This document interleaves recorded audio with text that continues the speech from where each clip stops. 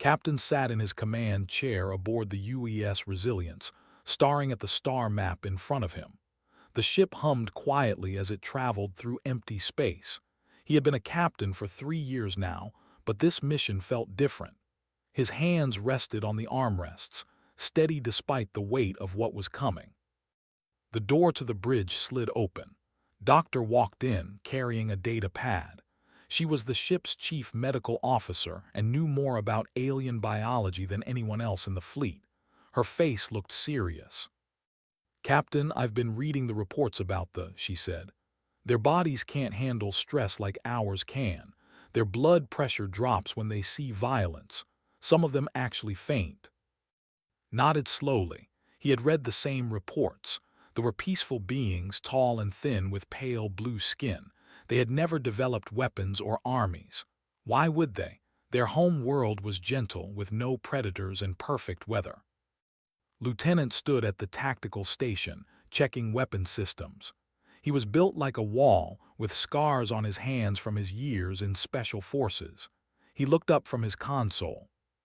"So we're rescuing people who pass out at the sight of blood from monsters that eat entire planets," said. "Sounds fair." Almost smiled. Always found humor in bad situations. It was one of the reasons had requested him for this mission. The communication system beeped. Ambassador's face appeared on the main screen. She was back on the council station, dealing with the politics while they handled the action. Her expression was tired. "Captain, the council has officially approved your mission," said, "but I need you to understand something. Most of them think this is suicide. They're only letting you go because they have no other options." "What about the other species?" asked. "Can't any of them help?" Shook her head. "The Prime has 1.4 times Earth's gravity. The temperature swings from -40 to +60 degrees every day. The atmosphere has sulfur compounds that burn most species' lungs. The council calls it barely habitable." Laughed out loud. "That's it. I trained in worse conditions in the mountains back home." "That's exactly why they're sending you," said. "To them, Prime is a nightmare. To humans, it's just uncomfortable. The swarm has 40,000 trapped there. They have maybe 72 hours before life support fails." Stood up from his chair. "How long until we arrive?" 56 hours at maximum speed," the navigation officer called out. "Then we'd better not waste time," said. "Ambassador, tell the council we'll bring their people home." His image faded. The bridge fell quiet except for the ship systems. Walked to the front viewport and looked out at the stars. Behind them, 2 more human ships followed in formation. The UES Dauntless and the UES Endeavor.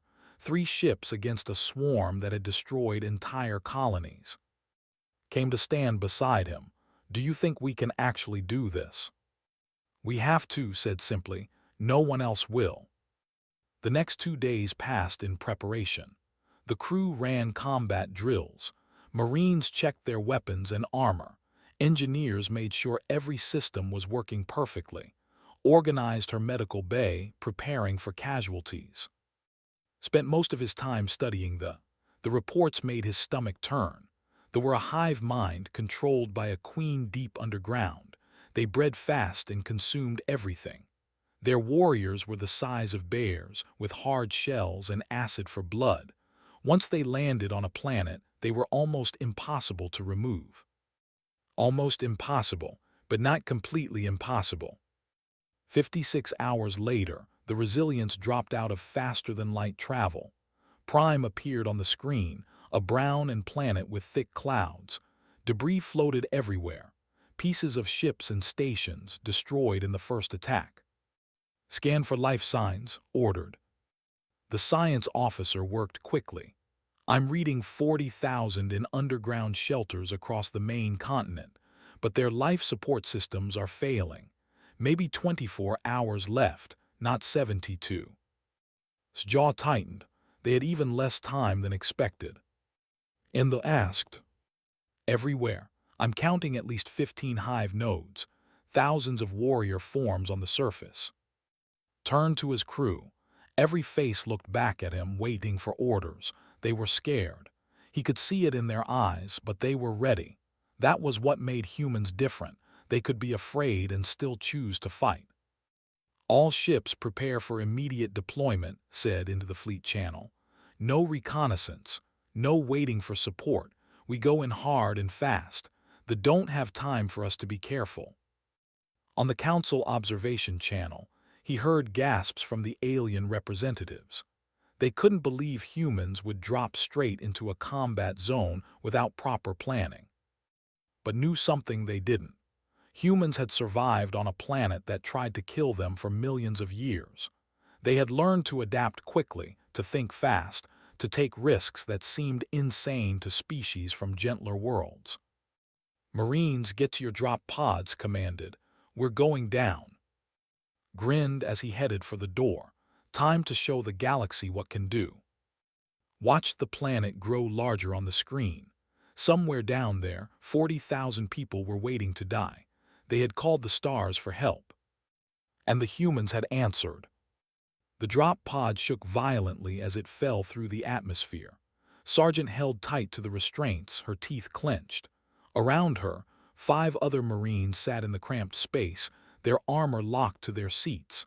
The heat from atmospheric entry made the metal walls glow red. 30 seconds to impact, the computer voice announced. Checked her rifle one more time. She had done this before, but never into a hot zone like this. Never against something like the pod hit the ground with a crash that would have killed most alien species. The Marines just grunted and released their restraints. The door blew open with explosive bolts and let her squad out into hell. The air was thick and hot. It burned going into her lungs, even through the breathing filters. The gravity pulled at her, making every step heavier. Around them, the landscape looked dead. Dirt, twisted rocks, and strange plants that looked more like fungus than trees. "Contact!" someone shouted. A warrior burst from the ground 10 meters away. It was massive, covered in crystal-like armor that gleamed in the weak sunlight. Its mouth had too many teeth, and its eyes were black and empty. Fired without thinking, her bullets sparked off the creature's shell. It screamed, a sound that made her bones hurt, and charged. "Aim for the joints," she yelled. Her squad spread out, firing in controlled bursts. That was fast, faster than something that big should be. It reached Private before he could dodge.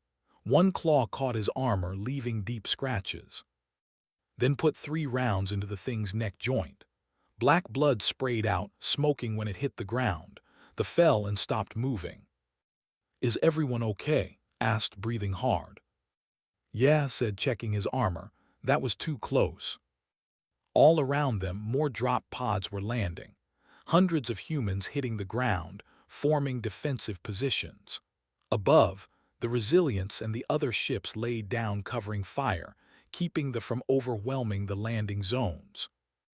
Radio crackled. "All squads move toward the shelter entrances. They are 2 kilometers east. We need to secure an evacuation route." "Copy that," said. "Squad, move out." They ran across the alien landscape. More appeared, climbing from underground tunnels. The Marines fought them in small groups, using tactics that confused the hive mind. They would wound a warrior and let it retreat, then track it back to find more tunnels.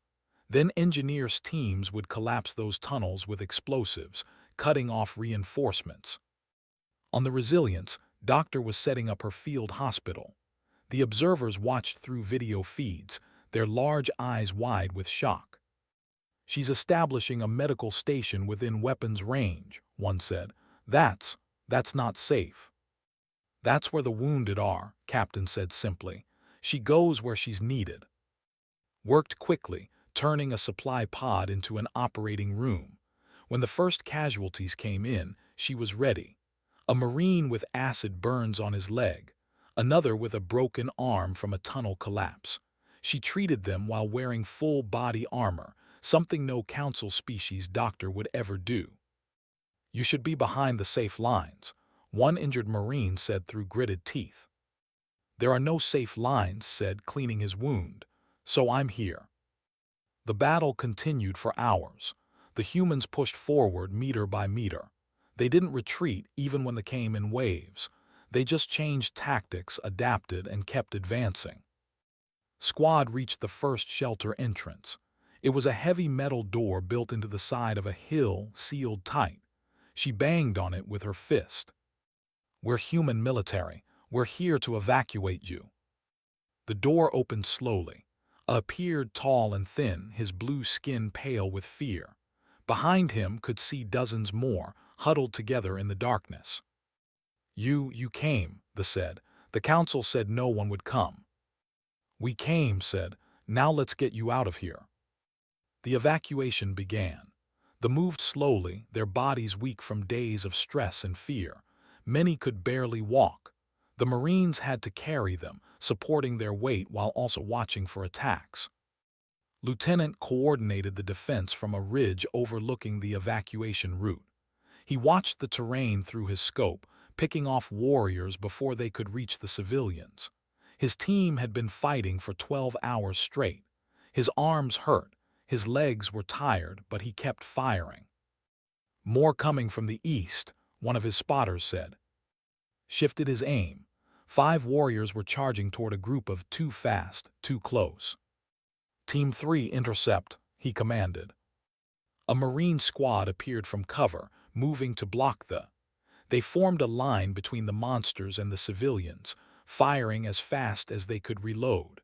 2 Marines went down, but they didn't get through. On the Council observation channel, the alien representatives watched in silence. They had never seen anything like this. Species from gentle worlds didn't fight this way. They didn't advance under fire. They didn't establish hospitals in combat zones. They didn't throw themselves between monsters and civilians without hesitation. One council member finally spoke. "They're insane. This violates every principle of safe military doctrine." Ambassador listened to them from her station. She didn't look at the screen, just kept watching the battle feeds. When she spoke, her voice was quiet but firm. "No, they're human. There's a difference." By the 36th hour, the last was loaded onto an evacuation ship. 40,000 civilians, all saved. The cost had been high. 15 humans dead, 43 injured, but none of them had been lost. Captain stood on the surface, watching the evacuation ships lift off. Around him, the battlefield was quiet.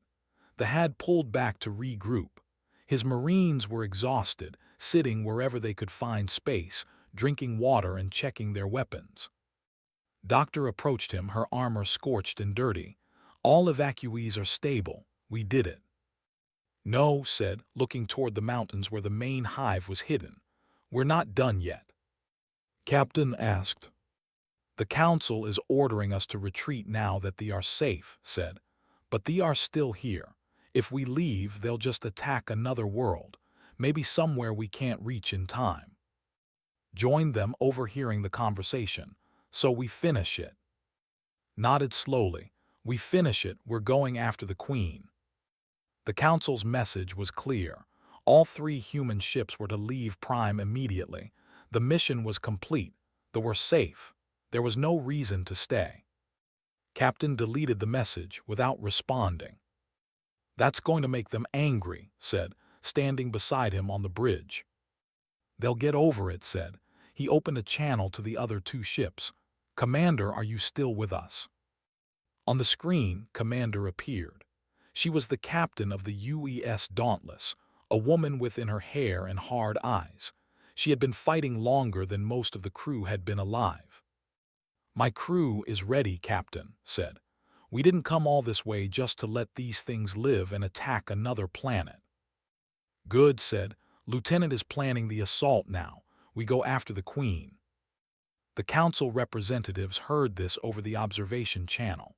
Their protests came immediately, voices overlapping in multiple languages. "This is madness. No species has ever successfully assaulted a hive. You'll all die down there. We're ordering you to withdraw." Ambassador's calm voice cut through the noise. "The human ships are operating under Earth authority. They'll make their own decisions." The channel went silent after that. Gathered the strike team in the briefing room. 30 Marines, including sergeant and private, was young, barely 20 years old.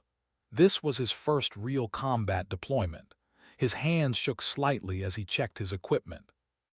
"Listen up," said, bringing up a map of the underground hive. "We've been scanning the network since we landed. The Queen is here about 3 kilometers down. To reach her, we have to go through narrow tunnels, past thousands of warriors, in conditions that will kill most species in minutes." "And we're not most species," said with a tight smile. "Exactly," said. "We go in 3 teams. Team 1 leads and clears the path. Team 2 carries the equipment. Team 3 guards our exit. Once we reach the Queen's chamber, Engineer has a surprise for her." Stood up, looking uncomfortable with all the attention.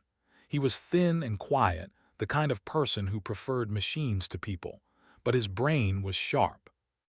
"I've designed a seismic charge using components from our reactor," explained. "It'll collapse the support structures of the entire hive network, but there's a problem.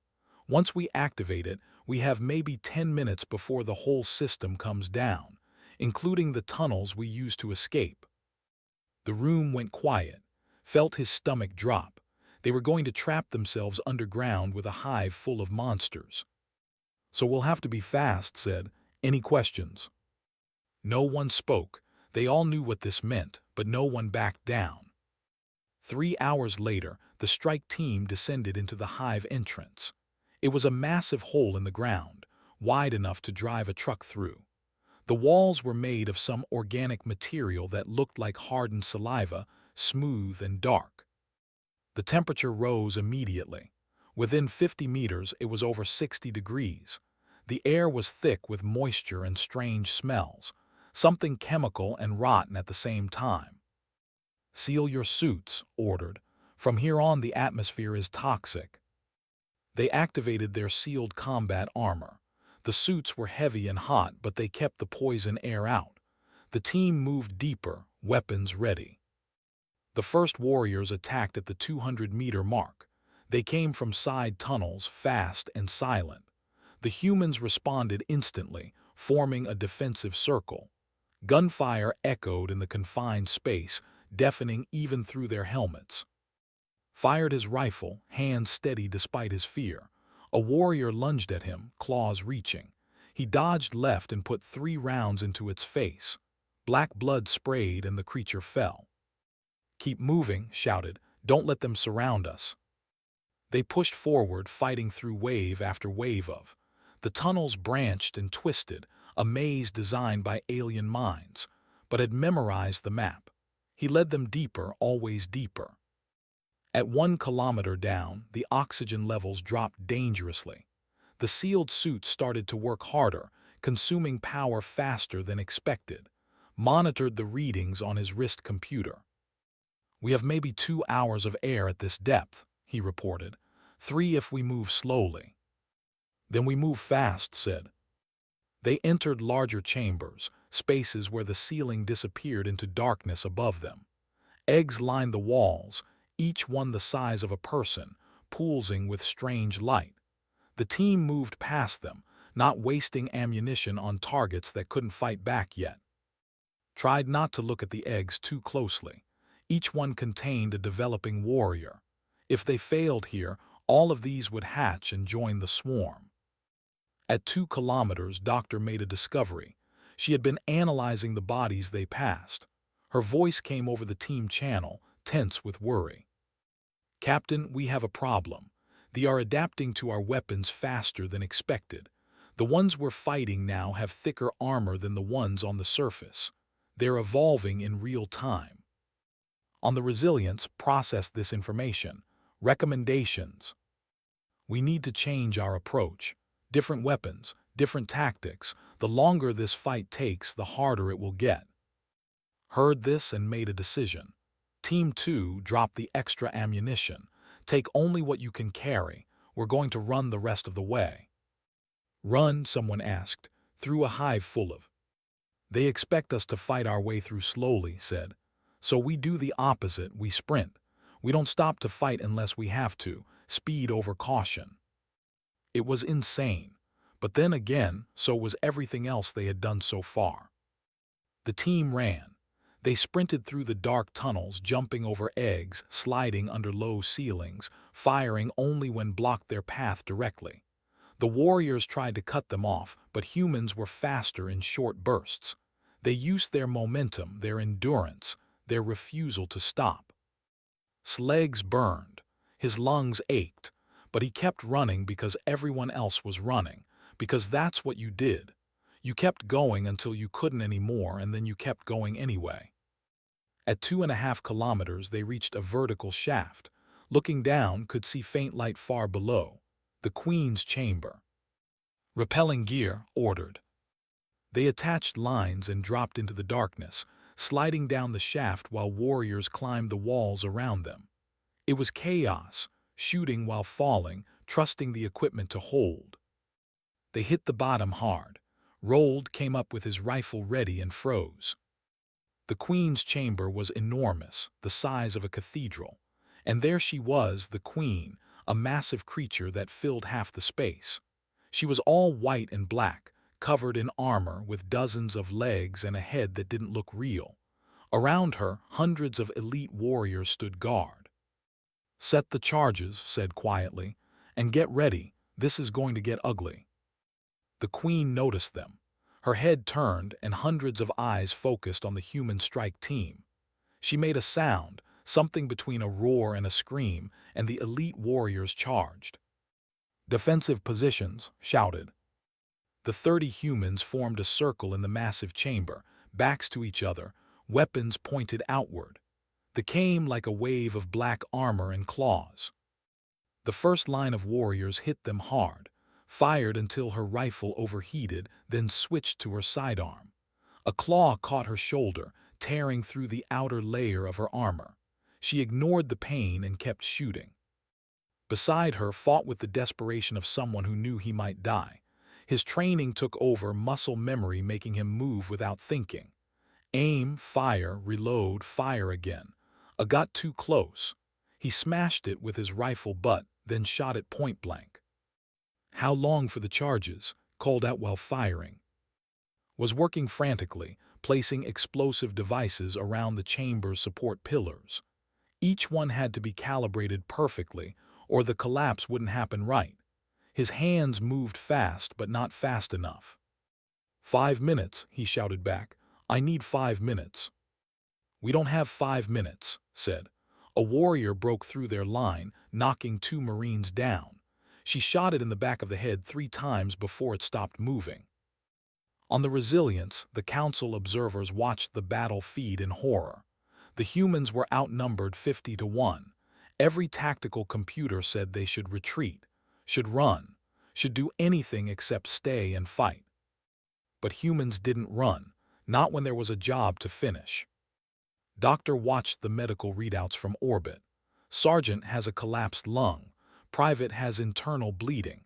They need immediate evacuation. Captain's face was stone. They know the mission, we all do. Down in the chamber felt the pain in her chest. Each breath was harder than the last. She could taste blood in her mouth. But she kept her position, kept firing because her squad needed her. An elite warrior, bigger than the others, charged directly at the area where worked. Saw it coming. He threw himself into its path, firing his rifle until it clicked empty. The creature's claw caught him in the side, lifting him off his feet and throwing him across the chamber. He hit the wall hard and didn't move. "Lieutenant!" screamed. The warrior turned toward. The engineer looked up, eyes wide, hands still working on the explosive device. He was going to die. Then did something crazy. He stood up from cover, waving his arms, shouting at the creature. "Hey, over here, come get me." The turned, its black eyes fixed on. The young Marine took a step back, then another, leading it away from. His heart pounded so hard he thought it would burst. Every instinct screamed at him to run, to hide, to do anything except draw this monster's attention. But he did it anyway, because that's what humans did. They were afraid and they acted anyway. He ran and the chased him. It was fast, too fast, dodged between the queen's massive legs using her own body as cover. The elite warrior followed, focused only on him. 3 minutes, shouted, still working. The other humans fought harder, trying to give him the time he needed. They were running out of ammunition now. Some switched to blades, fighting the hand-to-claw. It was brutal and desperate and completely insane. Could barely breathe anymore. Black spots appeared in her vision. She fell to one knee, rifle forgotten. A warrior saw her weakness and charged. Doctor's voice came through her helmet speakers. "Sergeant, your vitals are critical. You need to fall back." Kant whispered, raising her pistol with shaking hands. "Not yet." She fired 3 times, the fell. She fired twice more at another one. Then her pistol clicked empty. The warrior she had wounded wasn't dead. It crawled toward her, leaving a trail of black blood. Tried to stand, but her legs wouldn't work. Then strong hands grabbed her shoulders. Another Marine, someone whose name she didn't even know, pulled her back to safety. He stood over her, firing his own weapon, protecting her. That was the human way. They protected each other, always. Was still running, the elite warrior right behind him. He had led it in a complete circle around the chamber. His legs were burning, his lungs screaming for air. He couldn't keep this up much longer. Then he saw the lieutenant was moving, trying to sit up. Blood ran down his face from a cut on his forehead. "Lieutenant," shouted, "catch." He threw his last grenade, caught it one-handed, understanding immediately. As the warrior passed by him, activated the grenade and shoved it into a gap in the creature's armor. The explosion was muffled but devastating. The elite warrior collapsed in pieces. 30 seconds, screamed, placing the last charge. Pulled himself to his feet, using the wall for support. "Everyone to the exit shaft. Move, move." The humans broke formation and ran. The swarmed after them, hundreds of warriors flooding the chamber. The queen herself began to move, her massive body shifting toward them. Activated the timer and ran faster than he had ever run in his life. They reached the vertical shaft and started climbing. No time for the rappelling gear now. They just grabbed the lines and hauled themselves up, hand over hand. Warriors climbed the walls beside them, snapping with their jaws. His arms burned with the effort. Below him, he could see getting closer. Above him, the other Marines were disappearing into the tunnel. "Faster," someone shouted. Then the charges detonated. The sound was like the world ending. The entire chamber shook. Cracks appeared in the walls, spreading like lightning. The support pillars crumbled and the ceiling began to fall. The queen screamed, a sound so loud it hurt even through their helmets. Then tons of rock buried her, crushing her massive body. The elite warriors around her died instantly. But the collapse was spreading. The whole hive network was coming down, just like it planned. The humans climbed frantically as the shaft began to crumble around them. Rocks fell, hitting their armor, knocking some of them loose. Hands slipped, and for a moment he was falling. Then someone above him grabbed his arm and held tight. They pulled each other up, one person at a time, no one left behind. They emerged from the hive entrance just as the ground collapsed behind them. The entire mountain range was sinking, the underground network imploding. Dust and smoke rose in huge clouds. The humans lay on the surface, exhausted beyond words. Several were badly injured. All were covered in blood and dirt, but they were alive. Did a quick count, 28. They had lost 2 Marines in the chamber. He closed his eyes for a moment, grief mixing with relief. Above them, the evacuation ships appeared. Medical teams rushed out to help the wounded. Doctor was there, her face fierce and worried. "Needs surgery now," she said, checking the sergeant. "And you all need treatment for toxic exposure." As they were helped to the ships, looked back at the ruined landscape. The hive was gone, buried under a mountain's worth of rock. The queen was dead.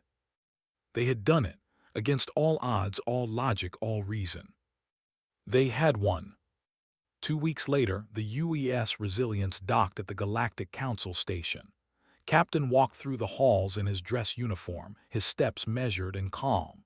His crew was still recovering, was out of surgery but would need months of physical therapy. 2 names had been added to the memorial wall, but they had succeeded. Ambassador met him outside the council chambers. She looked proud and worried at the same time. "They've been debating for 3 days," she said quietly. "Half of them want to give you medals. The other half think you're dangerous and should be restricted." "What do you think?" asked. "I think you saved 40,000 lives and stopped a threat that would have consumed other worlds," said. "But I also think you scared them. They've never seen anything like what you did." The chamber doors opened. Inside, representatives from dozens of species sat in a circular room. The ambassador stood near the front, his blue skin bright under the lights. When he saw, he placed his hand over his heart in respect. "Captain," the council leader said. She was tall and covered in silver scales. "We have reviewed the recordings from Prime. What we witnessed was extraordinary." Said nothing, just waited. "Your tactics violated every standard military protocol we have established over thousands of years," another representative said. "This one was from a species didn't recognize, small and covered in fur. You deployed without reconnaissance. You established medical facilities in combat zones. You advanced when you should have retreated. You assaulted a hive from within when every tactical analysis said it was suicide." "And yet we succeeded," said simply. "That's what troubles us," the furry representative said. "You succeeded where all our predictions said you would fail. It means our understanding of warfare is incomplete." The ambassador spoke up, his voice soft but clear. "I was on Prime. I watched my people give up hope. We believed we would die. Then the humans came. They fought in conditions that would kill most of us. They protected us with their own bodies. They didn't leave until every single one of my people was safe. Then they went back down and destroyed the thing that threatened us." He paused, his large eyes shining. "On Prime, we are building a monument, not to warriors or heroes, but to the kind people from the who refused to let us die." The chamber fell silent. Ambassador stood and walked to the center of the room. Every eye followed her. She looked around at all the different species, all the beings from gentle worlds with light gravity and perfect weather. "You call Eartha," she began. "You're right. Our planet tried to kill us for millions of years. Ice ages that covered continents, volcanoes that blacked out the sky, predators that hunted us, diseases that wiped out entire populations, storms that destroyed everything we built." She paused, letting the words sink in. "We survived not because we were the strongest or the fastest. We survived because we refused to quit. We learned to endure what you cannot imagine enduring. Pain, fear, exhaustion, loss. We learned to keep going when everything said we should stop. To us, impossible just means difficult. Your nightmares are our normal conditions." The council leader shifted in her seat. "What are you suggesting, Ambassador?" "I'm suggesting that when the galaxy faces threats too dangerous for civilized species, you need someone from an uncivilized world," said. "You need." 3 months later, the new headquarters was complete. The emergency corps had a base on the edge of council space, ready to respond to threats that other species couldn't handle. Captain stood on the bridge of the Resilience, now the flagship of the DEC fleet. Behind him, a dozen human ships floated in formation. More were being built. Earth had answered the call, and volunteers were arriving every day. Doctor worked in the expanded medical bay, training other human doctors in combat medicine. Lieutenant was healed now, with new scars to add to his collection. He was training new Marines, teaching them the lessons learned on Prime.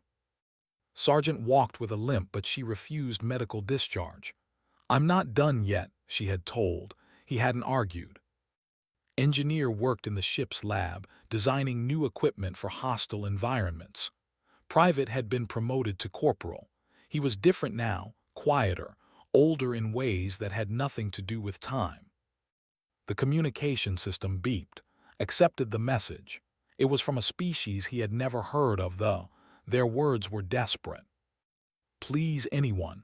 Our colony is under attack by raiders. They have better weapons, better ships. They're killing us and we can't stop them. We're begging the stars for help. Looked at the message, then at his crew. They had all heard it. They all knew what it meant. How far? He asked. 6 days at maximum speed, the navigation officer replied. Then we leave in 1 hour, said. Send a message to tell them help is coming.